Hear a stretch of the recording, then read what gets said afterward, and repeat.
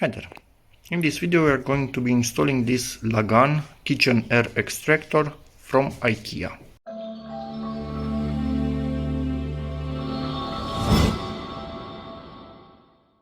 So let's get into this box. Obviously already opened it and slowly get this thing out, but I will fully get it out off camera because I don't want to cut myself in this particular hole right here. That would not be fun at all. First thing that I noticed, this has LED light, but there are actual standard LED bulbs into presumably E14 sockets. I think, I'm not sure, I'm just guessing that at the moment, but clearly they are standard bulbs. It's not a LED strip or something like that. So this is probably an older design, just upgrade it to this, which does what it says, so no harm in that. And yes, as you can see, most of this thing is protected by a film which we will peel after the installation. We don't want to scratch the stainless steel surface. Inside of this thing we have a bag with all that is required for this, if I could actually get it out of here. And you can see the big fan itself that does the air extraction and expelling. Here is some info if you are interested. 146 watts at maximum power. As you can see, this being stainless steel, it's better to touch it to the bare minimum. Camera focus please, because all sorts of marks will remain on it.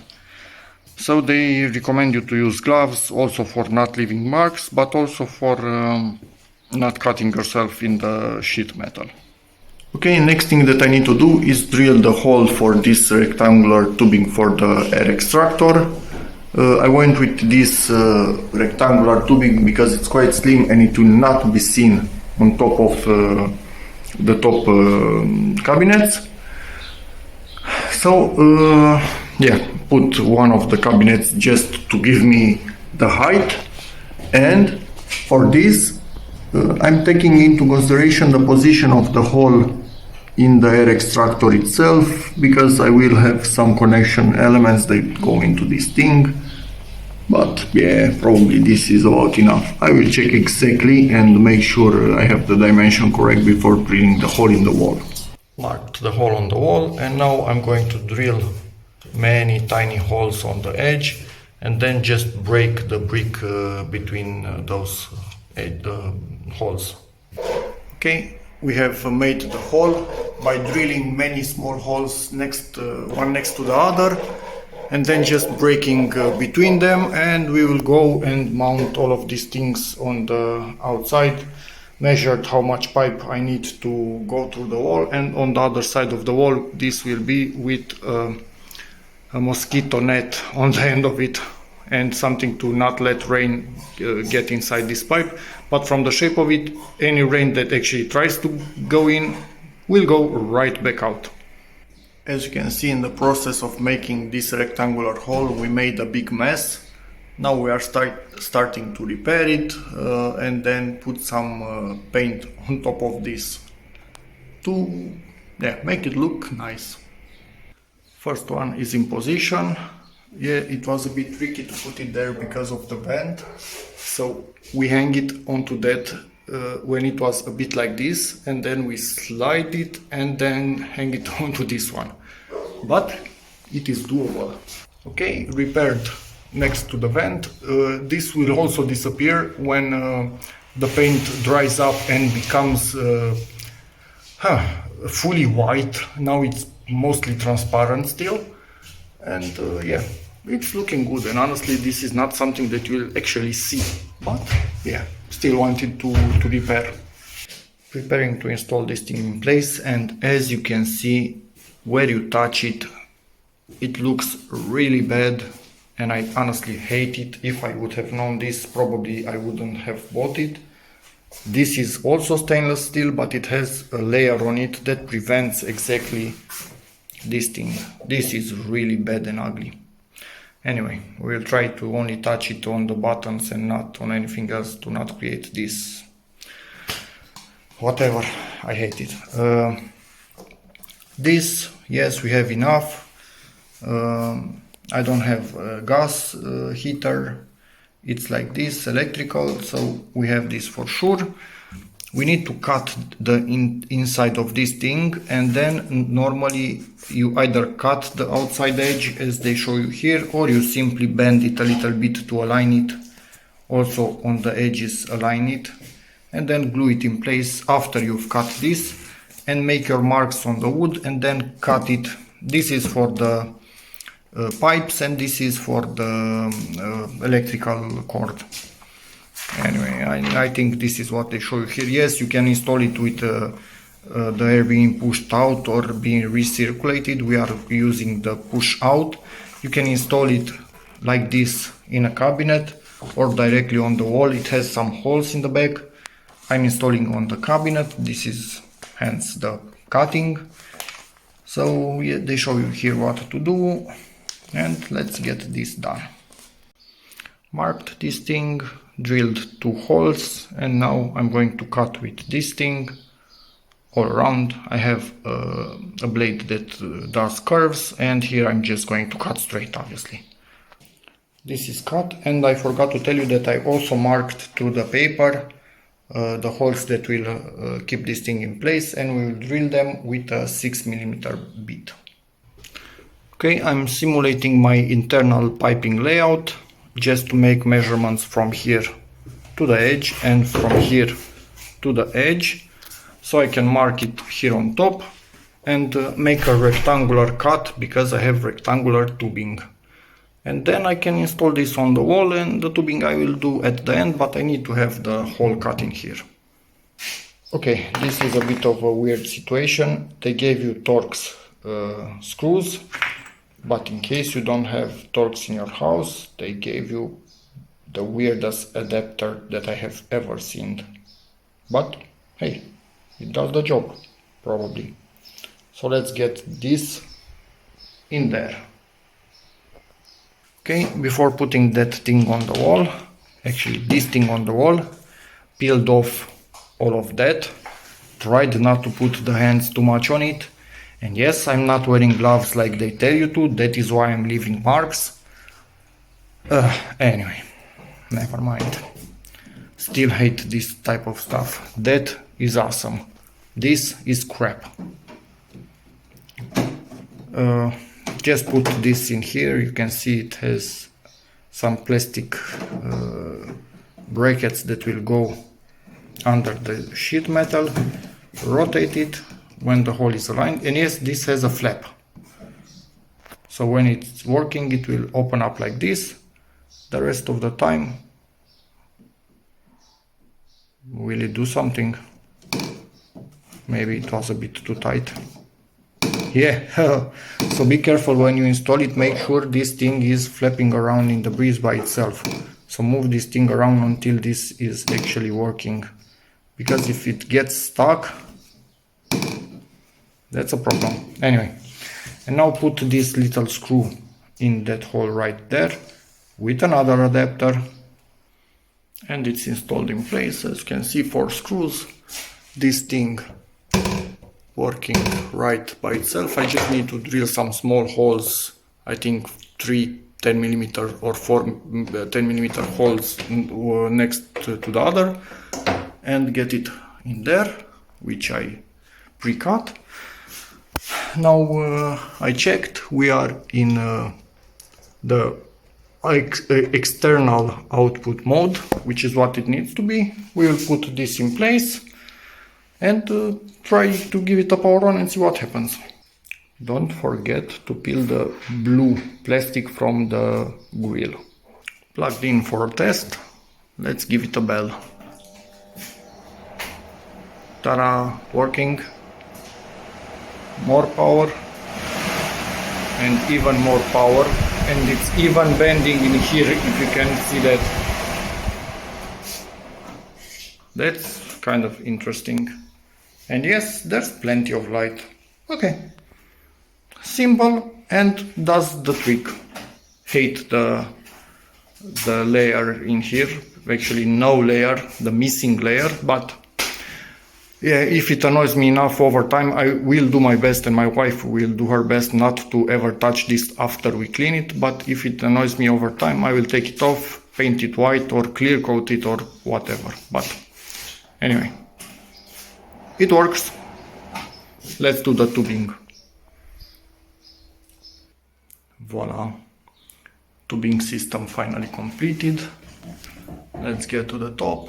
You can see it all the way to there, and outside where I have one of these with a grill at the end of it, so water cannot come in, and neither can bugs to make their home inside this tube, because we have a flap here, so directly in the kitchen they cannot go, but they could stop in the tube, some spiders or who knows what. So for the moment that's about it. I will let this dry, because I did put silicone, white silicone at the joints. Yes, it will make things harder to remove at the end, but at least I won't have any condensation, dripping or who knows what, because in theory it's all sealed. And yeah, I will continue with the rest of the furniture and then get back to you with this thing after we clean it and test it and whatnot to conclude the video. Just want to mention, make sure you don't go from 125 millimeters that this thing has on the output to 100 millimeters too quickly, because the flap would hit it. This is why I put this 125 tubing extension. I didn't have that planned initially, but I saw that it was hitting my my reduction, so I needed to put a bit of bigger tubing. But hey, everything seems okay now. At this point I want to install the shelf on top of this thing, right here in the middle. Let me try and zoom out a bit. That's the maximum, yeah.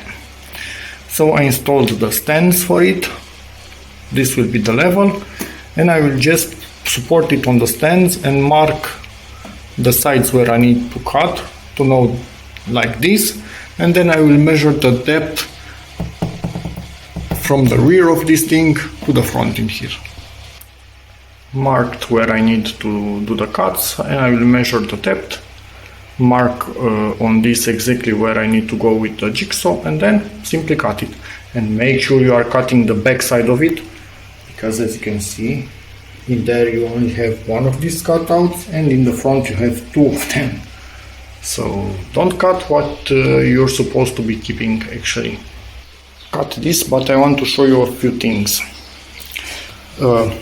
I drilled the corners. The drill will break uglier where it exits. Now, it's not perfect where it enters either. Camera focus, please. Right in the corner, it still did break. We are just looking at the corner. But on the exit, it's much worse. The jigsaw, that thingy, come on, focus. Right here, breaks worse at the exit. So on the top side I cut it like this, so I drilled it like this and cut it like this. Drill nicer here, worse on the back. Jigsaw worse here, nice on the back. So take your poison and drill from the back to have nice on the back, and cut from the front to still have nice on the back. And then when you are looking at this thing from the underneath, because that is what you will be seeing, it will look perfect. For me, edge is perfect, holes really bad. Anyway, too late now, but don't do the same mistake. And something else, when you are tired, don't be lazy. I didn't go get my stand to do the cut. I used this thing, and obviously I wasn't careful and cut into it. Now it's not a deal breaker. This thing will still hold even with this cut, and obviously I will repair it as best as I can from the back. But still, this shouldn't have happened if I wasn't lazy. This is how it looks up top, and this is how it looks down below. Anyway, I think it's good enough. let's get to using this thing for what it was intended to do. So we've been using this thing for a really long time already, just didn't get to finishing this video. I can tell you for a fact it's a freaking pain to clean this without leaving any marks on that bare stainless steel. Also, make sure you remove those black lines that remain after you peel the protection as soon as you can with some alcohol or something like that, because otherwise you will have a pain getting them out.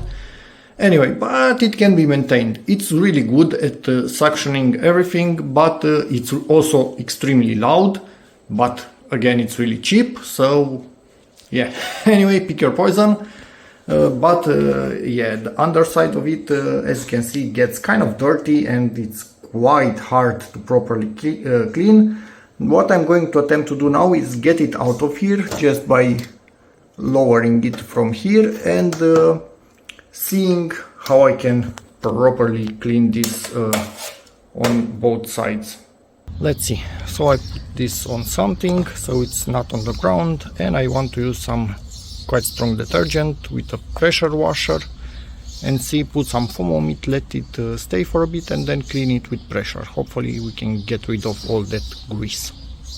Foam applied, let it do its thing, and then use pressure to see if I can get rid of all of the oil and debris. It's working. This is the top side because this was also dirty.